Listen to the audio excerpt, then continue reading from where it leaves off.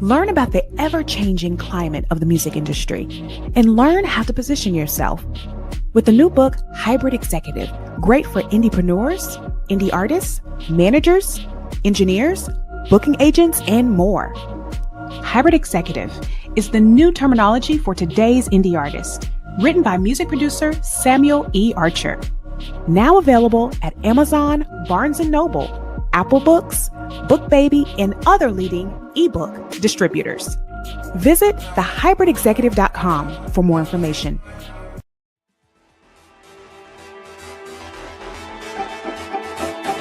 This is the Muzilog Magazine Podcast with host Sam Archer.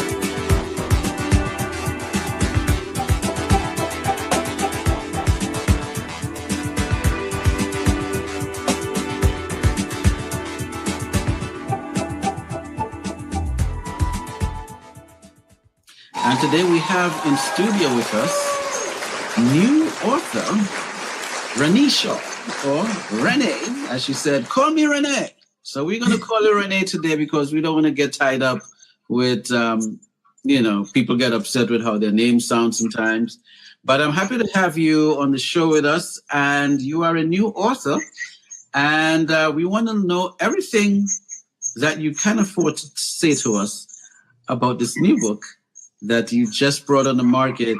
And today is, we're recording this on the 11th, right? Is today 11th? Yes. But your book is actually going to be nationwide on the 12th.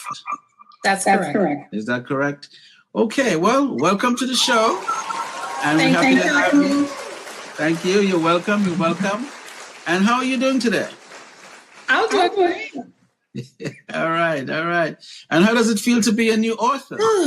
It feels like, when you eat that favorite meal and you're really hungry. Oh. I feel like I'm finally full. Wow. That's the best way to describe it. Like you're eating your favorite meal and you're really hungry and it's like, so it feels satisfying. I guess it's the best word I could come up with. Completely satisfying. Amen. So what is the title of this book? So my book is called Sylvester Slug Finds a New Home. I guess Sylvester is a he. It's a he, yes. He's a slug. He's a slug. He's a chubby slug. Oh, okay. and basically, this sounds like it's geared towards children. Yes, it's a children's book. Towards ages. It could be from, I say, birth to fifth grade. However, for Amazon purposes, kindergarten to fifth grade. Okay. And is it a book with illustration and pictures and things that kids love to see? Yes, the book is full of bright, fun illustrations throughout the entire book from cover to cover. Okay. So tell us a little bit of the background. What inspired you to, what was the inspiration to put something like this together? Well, my inspiration came from my son. Though he's 17 now, the inspiration came when he was around 6. My son, he has autism. He's on the autism spectrum. He's high functioning. So observing him, the little quirky things he does, and, it inspired me just by watching him. I have to thank my best friend, Tanisha. She took me and my son to a barbecue in New York, in Brooklyn. And inspiration from the book came from that barbecue. And it was just both of us there standing, observing what the kids were doing out there in the yard. And my son found a slug that he thought was a snail with no shell. Had all the kids in the barbecue bringing him stuff from the yard, and the yard wasn't very clean, but they were bringing him stuff from the yard that could substitute as a shell for the slug. And I went over to him because we were like, what are the kids doing? Like they kept, we saw them bringing all sort of stuff. I mean, and this is also in the book, like the things they brought to him, like the candy wrapper, the bottle cap, the matchbox, all of this is in the book. And I went over to him and I said, you know, Lonnie, what are you doing? He's like, Mom, we have to find his home. I said, who? He's like, this snail, the snail lost his shell. And I'm like, baby, that's a slug. And he's like, he was insistent, no, it's a snail. And he lost his shell. So it stayed in my head for a couple of years. And I kept telling my best friend, I was like, oh my God, that would make a great book. I just couldn't figure out how to get all the pieces together. And then one day it just clicked. It's like, I think I got it. And the rest is history. So when you said it clicked, you needed to figure out how to relate the story. Yeah. And what was the deciding factor for that? What was the thing that actually said, you know what, this is how I think I want to relate the story to the audience or to the readers? Well, my son and all the struggles he's been through in school, he always felt like he wasn't enough for the world around him. And he always wanted to be like the other kids.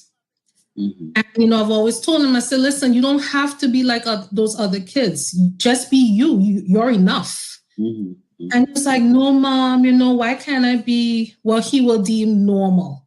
And I'm like, you're normal to me. Like, you're my normal, you know? And I'm like, you don't have to conform to what society says is normal. You know, you are normal. You are fine. And you're perfect. God made you this way. And that's just how it is. You don't have to be like the other kids. I said, let them conform to you. And, you know, so I started to incorporate the incident at the barbecue, and I started to incorporate what he was going through in his life. And I just found a way to mesh the two together to create a story. So is it safe to say the story is loosely based on your sons? So it's not exactly, but there's one or two elements that's there. That's cool. That's cool. So I like that because it's your first book, and yes. I'm somewhat like a first-time author myself. So nice. Yeah. I mean, it's different types of books. My book is what you would call a nonfiction. I'm dealing with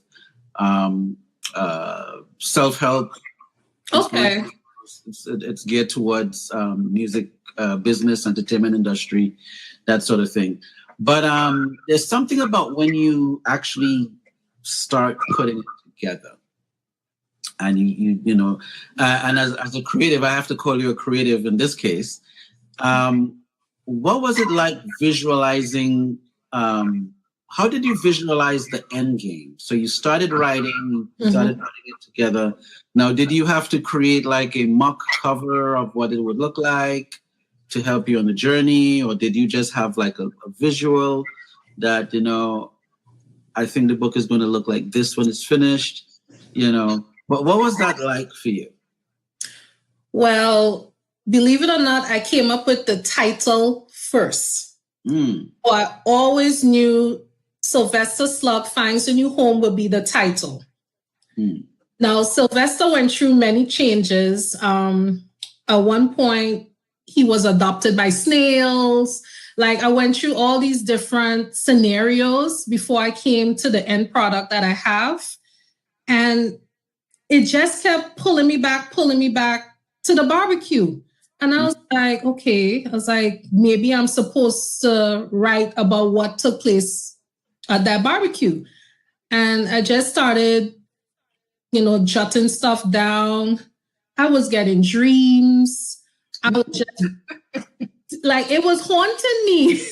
It was completely haunting me. I was like, oh my gosh, this book is 8 years in the making, first of all. Wow. Long time. And I was like, okay. Then I started to just talk to God. I'm like, okay, God, what are you really trying for me to do here? Like, give me some kind of vision, sign, something that you want me to create for these children. Mm-hmm. And the barbecue just kept being stuck in my head. And I was like, you know what? I'm just going to have to figure it out. And then it just, the characters just naturally started coming to me like out of the blue, all the characters in the book. And I was like, okay. And I just started writing it down and then started to create a little storyline and then extending on the storyline. And so in the process, was there a time when you probably felt like you needed to give up a little bit? Like, 8 years. Oh, yeah. Thing, what did you do, or what occurred to actually bring you back on the path to completing the book? So I gave up, so to speak, several times. Gave up out of frustration. Mm-hmm. I gave up out of, I had, I guess, writer's block. Mm-hmm. And then time. So I'm a busy single mom. Mm-hmm. And, I have a full-time career and taking care of my son, mm-hmm. which, could be a job in itself. Yeah. It is a job in itself. It is. But thankfully, I have what I call my village, which makes up of my family, more so my mom and my aunt, one of my favorite aunties, and my friends. And they have been pushing me over the years. And they're like, Rennie, you just need to do it. I don't know what you're waiting on. You're going to wait for something bad to happen and then it's never going to get done. Well, guess what? Something bad did happen, the pandemic. And I was scared. And I was like, you know what, Rennie? You need to finish what you started. No excuses. No excuses. And, I'm in the healthcare field. And I was terrified going to work. Terrified. I worked completely through the pandemic without a day off. And, I was scared. And I was like, okay, God, I just need to do this. And I just sat down one day and just decided, I'm going to do this. Whether I like it or not, I'm just going to find the time and do it.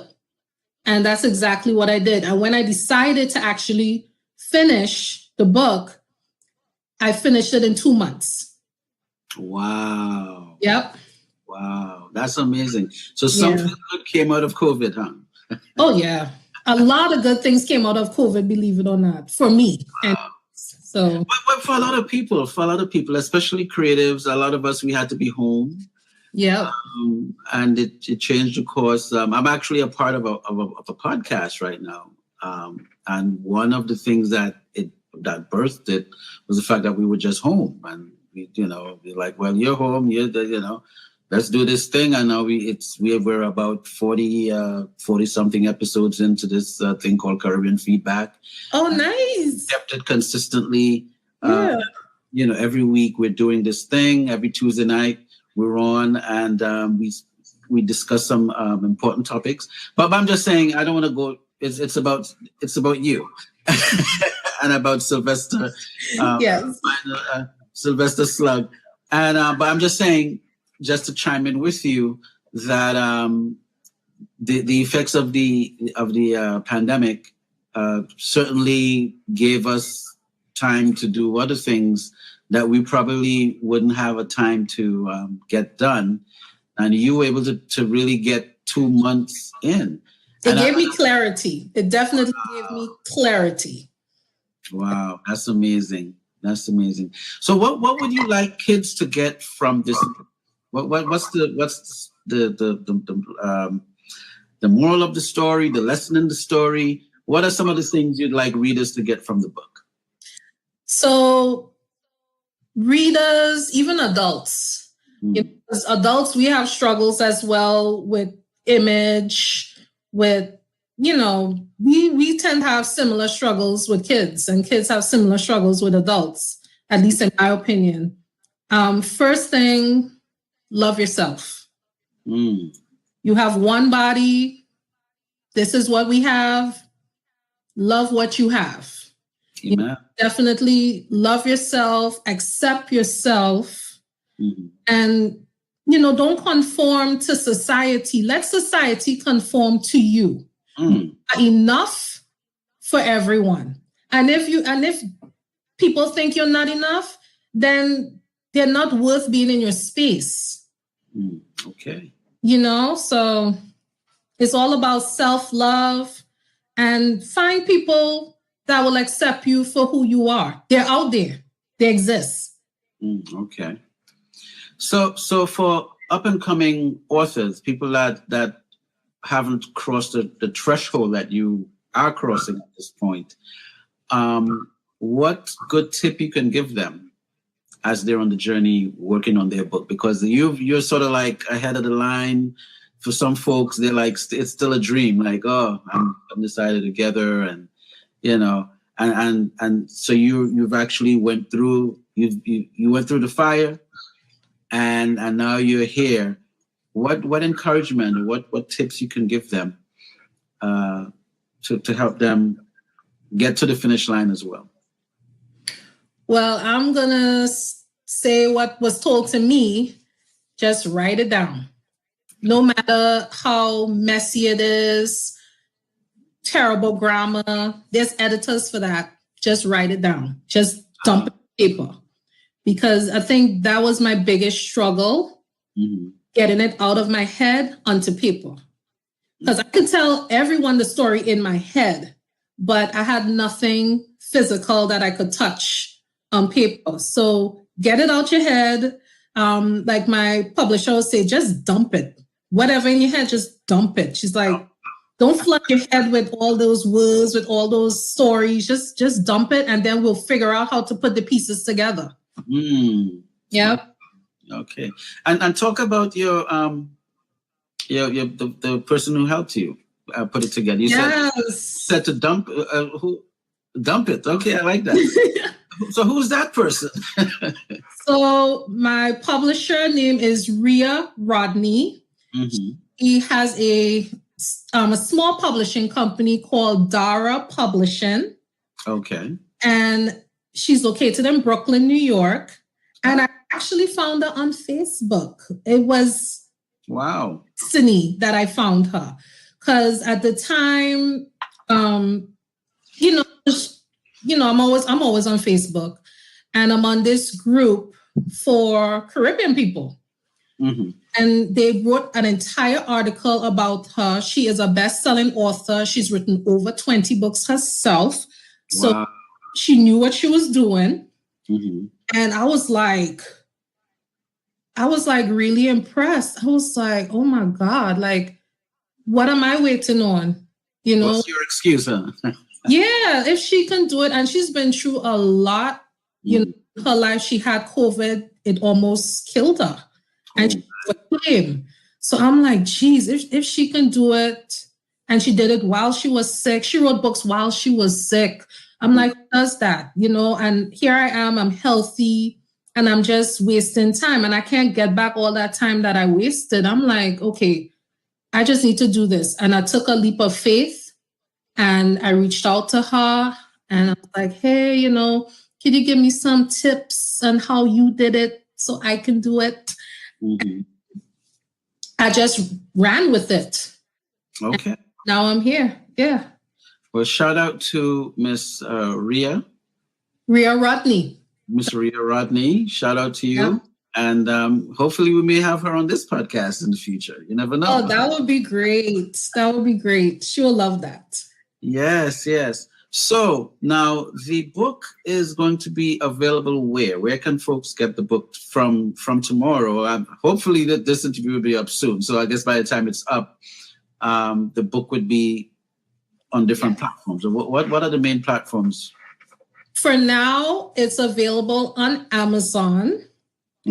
So you can Google my name, or just put it in the Amazon search bar, and the book will pop right up on Amazon. And it's $14.99 for the paperback, and $5.99 for the Kindle version.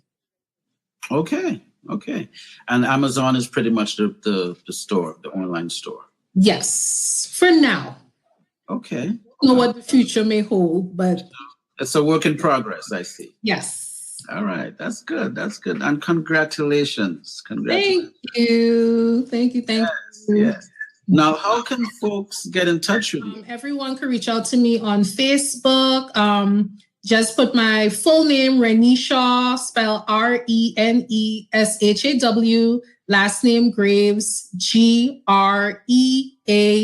Greaves. That's my Facebook for, I don't have a business Facebook. It's just for everyone.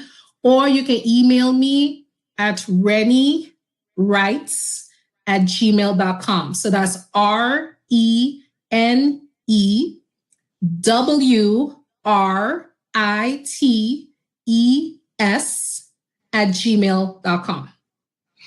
All right. So I want to just tap in a little bit into your other background, because you have a nice background here, but there's a background where it's a two-isle republic, I think. Is there something like that going on with you over there? You said the republic? It's a two-island republic. Two-island? I am a Trini. I come from the Republic of Trinidad and Tobago. Okay, I just wanted, I think my audience would have probably picked that up, but I just wanted to throw that. So what area do you hail from Trinidad? I come from Tunapuna. All right. Okay. Tunapuna. All right, yours truly, Mount Pleasant, Tobago. Okay, nice. Yes, so from next door. So good to meet you. And you're doing amazing things. And now you say you're a part of a group on Facebook, like a Caribbean-based group. What's the name of that group on Facebook? The group I am on Facebook, I can't remember exactly. I'm on several groups on Facebook. I cannot tell a lie, but it is for Caribbean people, for anyone in the Caribbean. And then I'm on a couple of groups for Trinidadians. Other groups for Black upcoming entrepreneurs. I'm on so many groups. Okay, so you're all right. I thought that might have been a way that folks can reach you. So before we go, I normally ask my guests 3 questions. A lot of the folks I speak to are musicians and artists, so it might be different for you, being that you're an author. But I'm going to throw it at you anyway. So, what is your favorite color? I love so many colors. Well, that's nice. Purple. This is green. I'm wearing green today. Okay. So I will have to say purple. You like purple? Wow, I do. Yes. Okay. My toes are purple. My toenails. Okay. We'll take your word for it. We'll take your word for it. So but now for me purple is royalty, but for you purple means what? Well, I think purple is just a happy color for me. And if you in my book, the sky looks kind of purple. You have a purple sky. It's kind of purple. Yeah. You're Princed out a little bit. Purple Rain. Yeah. I love Prince too. Yeah. Rest in peace, Prince. Rest in peace. Okay. All right. I don't know. I've loved purple for so long. And I love other colors too. I just love happy, fun colors. So just to equalize the thing, you know what a pennacool is, right? Of course, yes. Right. My favorite pennacool was mauve. Really? Great. Well, it's the same thing. Mauve, purple, right? All of them. Yep. Same thing. But I remember saying when you go to the stand, hey, I want a mauve pennacool. You know? Oh, okay. Oh, man. Okay. So my next question is, what is your favorite dish to prepare? Ooh. I can make a mean macaroni pie. For my American friends, that's baked macaroni and cheese to y'all. We in the Caribbean call it macaroni pie. And I make a mean macaroni pie. Get me hungry there now. So now when you do the macaroni pie, right? Sometimes we just call it pie. Yeah. What are the other things you might prepare so that we can like really digest this pie the way we need to digest it? Now, I haven't done a Sunday lunch in a long time. If I was to prepare a Sunday lunch, well, let me just tell you what I did for Thanksgiving. How about that? Let's work that one in. That'll work, right? So Thanksgiving, I tend to go traditional Caribbean. We did not do a turkey. Oh, no turkey. No, we were like, we don't need a turkey. We're going to have other things. So we did curry chicken, stew chicken, potato salad, carrot rice. I make a good carrot rice. Carrot rice? Yes. You know what? I'm going to take a little bit of license here because we have a mutual friend. Around that time, I will tell that, hey, tell Renee we need some carrot rice. So listen. Take a little license on that. So carrot rice, yes. Go ahead. Keep it going, yeah. So carrot rice, macaroni pie, potato salad, stew chicken, curry chicken. I think did we do curry goat? I didn't cook the curry goat. I think someone made the curry goat. Rice and beans. Well, I have a Jamaican friend that spends it with us. So she does the rice and peas. She makes a mean rice and peas, FYI. She have license for that. She have a license for that. Oh, yeah. License pattern. I'm sold. Oh, okay. Yeah. All right. We're talking restaurant quality here, okay? Okay. The only thing probably that was missing was probably callaloo. I love my mother's callaloo. Let me just leave it as that. I can't like go better than her callaloo, so I don't make it. You should. All right. Yeah. All right. Well, so that's good. That's I think I could relate there. Yeah. Thanksgiving meal. So my final question would be, give me like 2 or 3 artists that you're listening to in your MP3 player or your, when you listen to music. Well, what are you listening to this week? I love gospel. Okay. Corinne Hawthorne.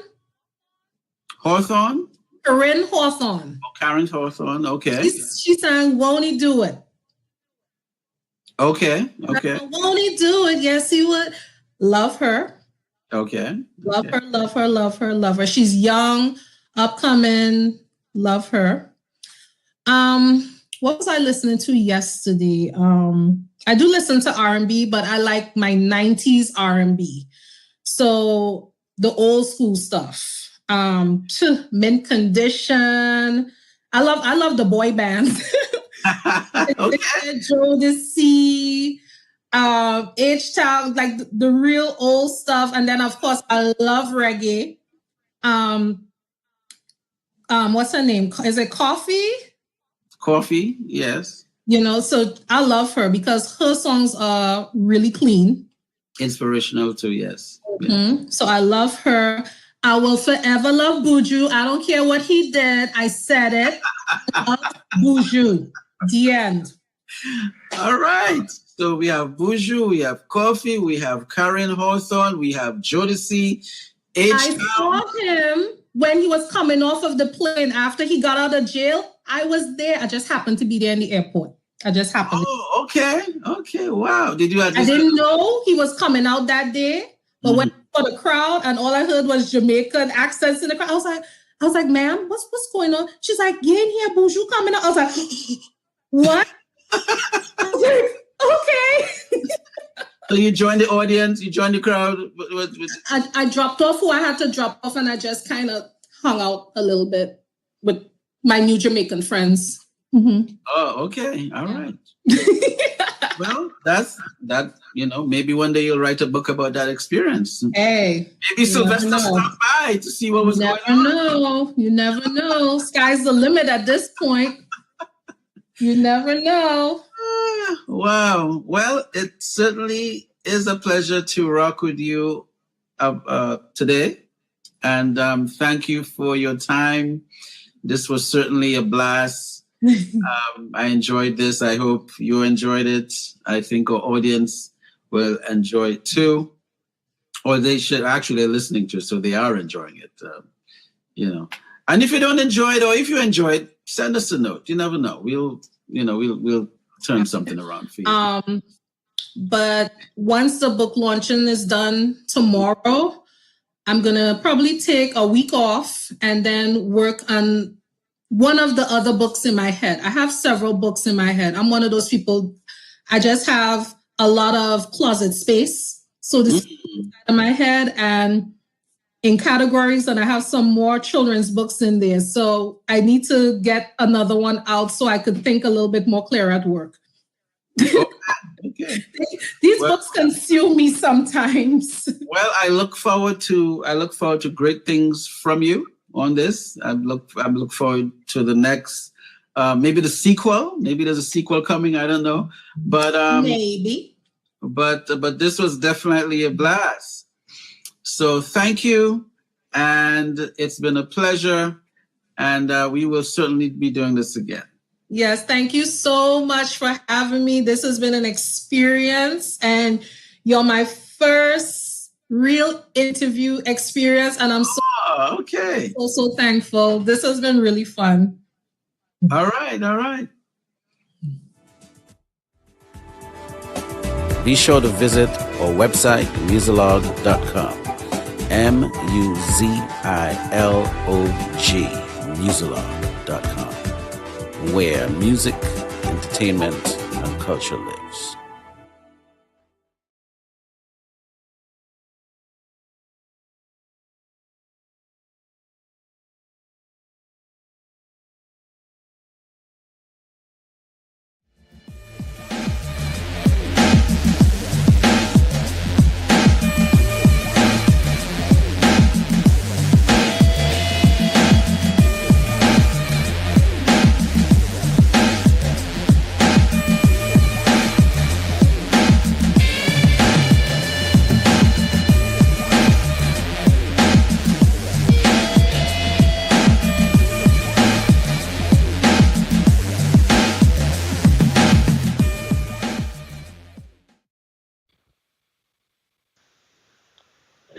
Hello, good morning. Good morning. Is this Mr. Elliot on the line? Yes, it is. Hi, this is Sam Archer. How are you doing, man? I'm doing well. Okay, so I'm calling you from the East Coast. I think you're on the West Coast. Yep, that's right. Yeah, San Diego. Okay, I'm calling from Delaware, and it's 1 p.m. our time. It's I understand it's 10 a.m. your time. Yep, that's right. All right, so I've already had my lunch, I see. You're now doing breakfast. So I want to thank you for taking the time to chat with me. So let's jump right in. Okay. So what number? I'm just curious because the first time I saw you, it was on the Arsenio Hall show many moons ago. Oh my gosh! Really? Yeah, that was a while ago. So I'm about to ask you, because I was trying to figure out, I was looking online, and I'm like, okay, how many albums did this brother do? So I'm asking, what album number is this? Oh, gosh, I think I'm like right around 23. Wow. Releases now. Yeah. Wow. Amazing. If I had an audience, we would say give you a round. But that's a long time. So this is, would you say that 23 years is your official anniversary as a professional recording artist, as a saxophone player? No, actually it was last year or the year before, I actually had celebrated doing this for 30 years. Oh, wow. Yeah. Wow. Because, Yeah, and I get it. You're going on the premise of doing, like, let's say, one recording every year, but I tend to make records more like once every year and a half to 2 years, typically. Okay. Yeah. All right. What was the concept for this particular project? Well, the concept for this record was to take a slightly different approach than what I've done in my last few records. And one of the approaches was to kind of harken back to my influences, sort of defining moments for me as a young man who, wanting to be a professional musician, but not actually getting there yet. And the kind of music that I was really into around that time, when talking about, mid to late 70s, was all about funk and R&B music. And most of that music was horn-based music, a lot of horn sections. And another thing that was very significant about that period of time was that you would frequently hear instrumental songs make it onto pop radio, which you would never hear nowadays. But back then, it was nothing it was common, I should say, to hear, a Bob James song or a Ronnie Laws or a David Sanborn. And in fact, there was a Kool and the Gang song, Summer Madness, which I named the record after and did a remake that came out in the 70s. That was an instrumental record that went way up the pop charts. And I wanted to kind of pay a tribute to that period in time, because in many ways, that's how what we call smooth jazz today, that's how it started. And again, leaning more towards the slightly more aggressive and fun side of the music, which is all about the funk and all about horns. And so that's what I wanted to do. Now, that's musically. Now, what I also wanted to do was, I knew that if I was going to make a record like that, it had to be a really joyful process. And the way to do that was I brought in my band that I tour with, year after year. And we went in the studio and we just recorded together. And what we did was we wrote, arranged, and recorded the music right then and there. We didn't have rehearsals. We didn't sit down and have writing sessions. We went in to the studio and just let the music come out of us, and we recorded it as we wrote it. And I thought that was an important thing, because I wanted to convey that feeling and that joy of playing live and the spontaneity, and I wanted to try and capture that in this CD. So you went back. That's interesting, because you go back to the era of Kool and the Gang, the Earth, Wind and Fire, the Commodores. You had a lot of bands back then that they really went in on the horns. But I was tempted to ask you if the title had anything to do with the Summer Horns project that you did a couple of years ago with my God, what's their names again? Cars and Mindy and Gerald and Gerald and But I thought there was a little connection, but I said, well, let me, I wasn't sure if I was going to throw it in. Yeah. So honestly, there wasn't a conscious connection. I mean, Summer Horns again was all about horn music and horn-based music. The title is kind of coincidental, to be honest with you, because the song Summer Madness was such a pivotal song for me back when I was in school. I wanted to name the record Summer Madness, and I knew maybe a few people might pick up on sort of the connection with the titles and the fact that it's horn-based music. But really, I will say there's no conscious connection, but, things kind of find their way in your subconscious and come out a certain way. So maybe in some way it was influential. Well, I mean, based on your explanation, I'll go that there wasn't really, it just turned out that way. Although that was a good record too. That was a very good record over there. So the last record I did, Lip Service, was kind of a more common approach the way records are made today, which is you sit down with the producer, you layer instruments one on top of the other, and you kind of put the songs together as opposed to putting everyone in a room and just playing. And there's nothing wrong with that approach. But quite often you end up recording with people that you don't normally play with, which is also not a bad thing. But on this, the significant difference between the last one and the one and this one is that this record was not really pieced together.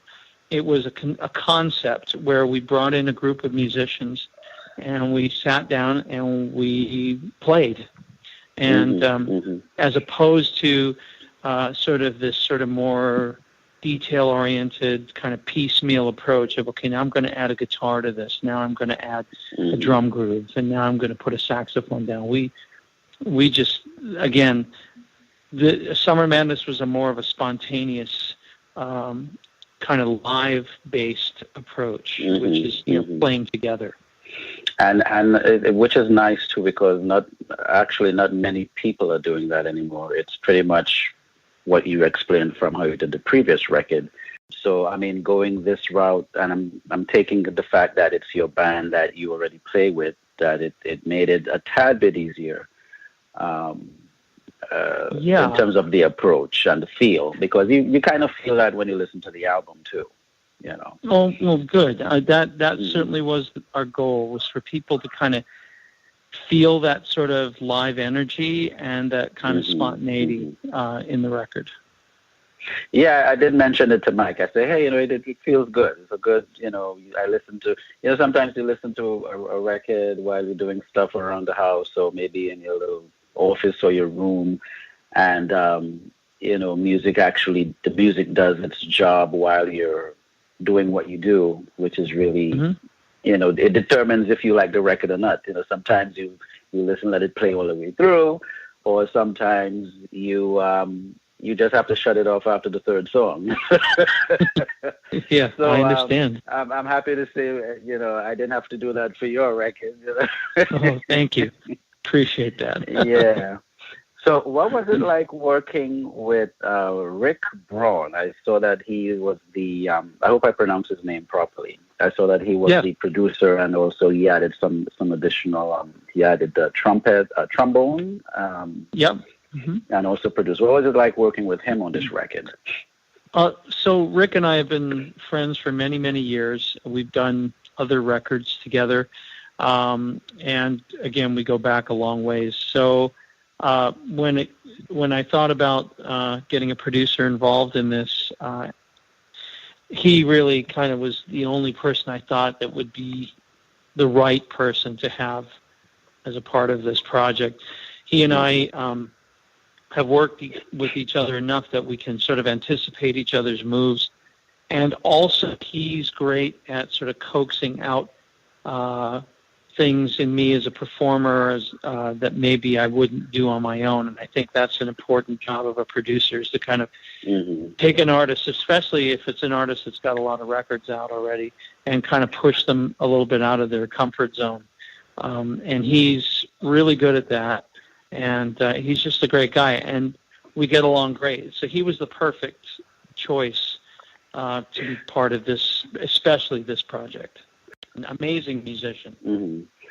Yeah. Okay, so I was just going to mess with the pot a little bit, because I know, you know, a lot of times you'd hear artists discuss the challenges. It's not really like a hate thing, but you discuss the challenges with a producer, and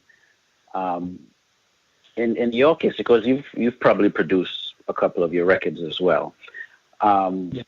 What was it? I mean, what is the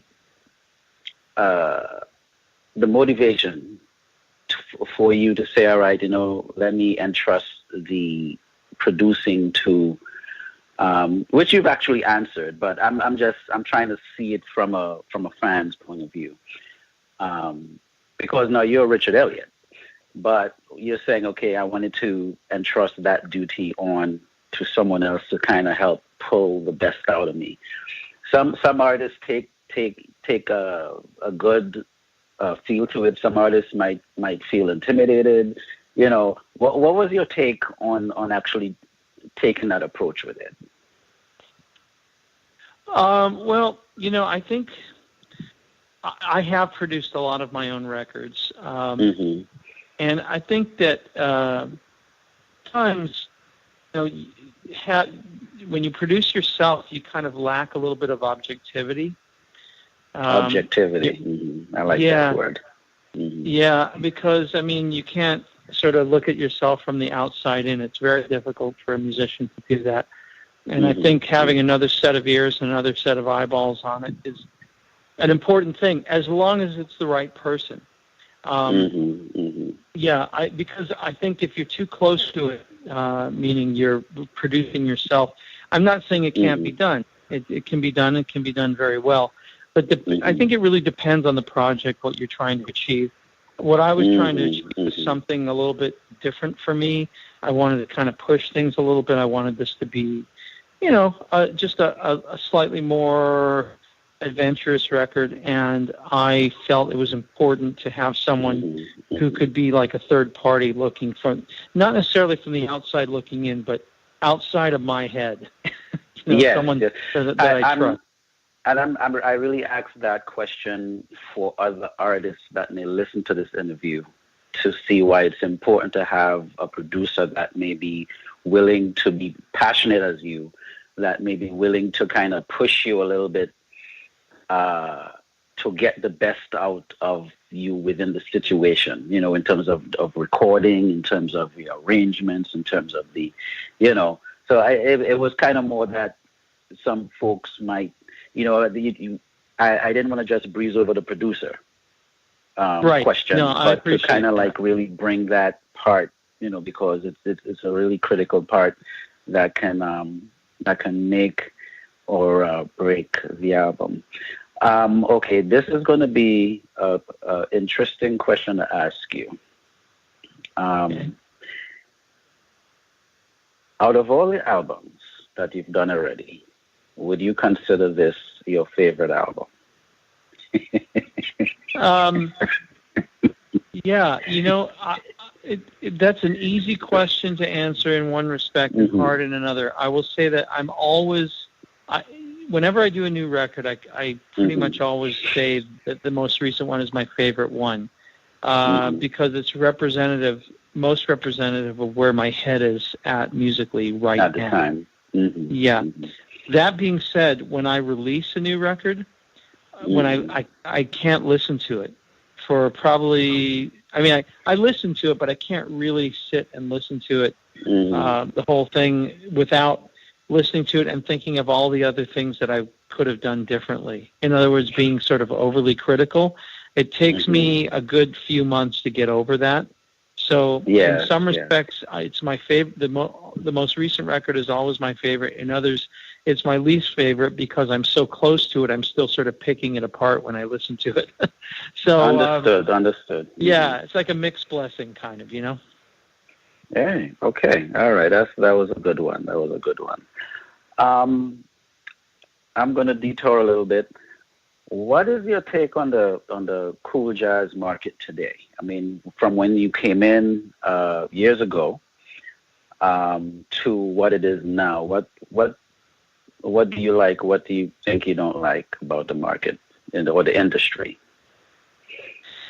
Well, my biggest concern, I will say, I'll call it a concern with the genre right now, is that it's harder and harder for new artists to break in. I love making records, and those of us that have been around doing it for a while, you know, love doing it, love playing live. But, you know, you got to get some fresh blood in there. Now, that being said, there is some new younger artists that are coming up and doing well. I mean, Joaquin Joyner and Vincent Ngala and people like that. And that's great. And I love that. I just would like to see more of it. I'd like to see it be a little bit easier for new artists to break in, because that's what's going to keep the genre alive. And it's also what's going to continue to bring new people to the format and younger people to the format. You know, it's funny because in some ways our audience has sort of grown older with us. When I was in my 20s doing this, my audiences were mostly in their 20s, and now I'm in my 50s, and I play shows, and I see audiences that are predominantly my age, and that's wonderful. I mean, I'm thrilled with the loyalty. I just want to see more younger new artists get into this and get recognition. But is there an approach that you guys can take that can assist the new artist that's coming in? If you see any vision with that? Yeah, well, I mean, I think that there's a couple of ways to do that. One is in the live front, to see festivals and larger festivals. They have to book the heavy hitters, and that's important to get the people out. But it's also a great vehicle to bring in younger artists, and I am seeing that. I guess I just like to see, more of it. See more of it, yeah. Yeah, and then with respect to radio, radio has changed a lot. We do have Sirius XM, which is fabulous, and Watercolors has been great. And actually, I will say this. Watercolors does push the boundaries, which I love, because I do hear some new artists on there. I do hear them sort of pushing to the edges of the format a little bit too, with some more adventurous things. I'd love to see more radio stations, local radio stations, popping up and playing the music. It used to be there was quite a few. A lot of them have gone away. I think that's the biggest thing. I'd love to see more, local stations start coming back. And also, there was a time when this format first kind of started, you had every program director at each station, when there was quite a few stations playing it, they would pick the songs they wanted to play that they thought worked best for their audience. And the format eventually moved into a singles-driven format where basically consultants decided this is the song you need to play, and then they just play that song. Again, I understand the need for that to sort of categorize, but I think maybe it went a little too far. Okay. Well, that's definitely food for thought. And so I'll just move on to the next question. Okay. So what is in your MP3 player right now? Oh my gosh! Well, I got pretty eclectic taste. I listen to a lot of different kinds of music, but I like a lot of world beat stuff. I like there's a band I've been listening to quite a bit lately called Oso Motley, which is a band from Los Angeles that fuses Latin funk and hip hop and jazz together. Okay. And I really love those guys. It's great band, very creative. Yeah, I mean, that's the kind of stuff I've been kind of listening to lately. D'Angelo. I love sort of neo soul type stuff. So, Jill Scott and people like that. Okay. And I know you have they did send me like a future performance dates that you may have going on. But what are some of the dates you're looking forward to in the near future? Like, let's say probably in the next month or so. What are some of the dates you have, or some of the cities that you plan to visit in the near future? Yeah, so let's see. Next month we're going to Texas. I think we're playing in Dallas and Houston, San Antonio. Then we're going to play out here in California at one of the wineries. And then in November we're heading to the East Coast. We're going to play in Akron, Ohio. I think we're heading to New York. We're playing. NYC. All right. So yeah, I got to talk to Mike to get my ticket for that one. Yeah, playing at. I think we're playing at BB King's in Manhattan in November, and I know we got I think Buffalo. We're at Buffalo in November, and I think we'll be hitting DC probably in the next summer. I've heard rumblings that we might be at Cap Jazz next year. We'll see. Okay. Yeah. All right. Well, I think we may have covered everything. What is in the future for Mr. Richard Elliot? I just want to get out and tour now. We did this record, and we had a great time making it. And one of the coolest things about doing a record like this that you sort of play and record live is that it lends itself to playing, in a live performance. So, just looking forward to getting out on the road and playing this music in front of an audience. Okay. All right. Is there anything that you might have wanted to discuss that I didn't get to ask you? Gosh, I don't know. I think you pretty much covered it. Okay. Well, I thank you for your time, sir. It was a privilege and a pleasure chatting with you. And the album is entitled Summer Madness, and it's on the Concord Jazz label. And I think you're on Facebook, Twitter. You have your own website, richardelliot.com, I suppose. Yes. Okay. And okay, well, continued success, and thanks for taking the time to chat with us over here. Great. Thank you so much. Appreciate it. You're welcome. Take care. Take care. Bye-bye. All right. Bye-bye.